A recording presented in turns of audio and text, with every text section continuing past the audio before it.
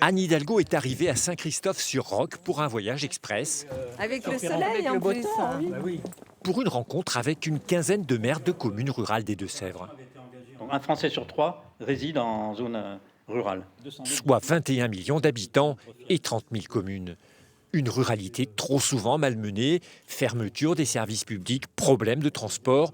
L'occasion pour l'aspirante à la présidentielle, jugée trop urbaine, d'en faire un thème de campagne. C'est les commerces qui périclitent et c'est du mal-vivre, alors qu'on peut s'appuyer beaucoup sur ces territoires ruraux pour essayer de gagner toutes et tous en qualité de vie. La maire de Paris veut remettre les édiles en première ligne, un point de vue partagé par beaucoup d'entre eux. Elle a prouvé qu'elle était à l'écoute de la ruralité, elle a bien saisi le problème des maires, que vous avez vu, qui se sont exprimés sur leurs problèmes communaux. Autre temps fort de sa visite, une rencontre avec des enseignants du département dans le Marais Poitevin. Elle veut remettre l'école au centre des villages.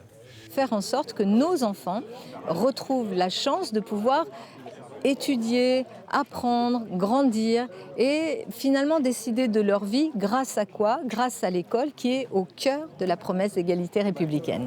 Et pour les enseignants, il y a urgence. On a des fermetures de classes dans des régions telles que la Gâtine en Deux-Sèvres ou le Bocage. Et ça éloigne évidemment les habitants de leur école. Si Anne Hidalgo est candidate à la présidentielle, elle n'est pas encore investie officiellement par le Parti socialiste. Elle va continuer son tour de France à raison de 2 déplacements par semaine.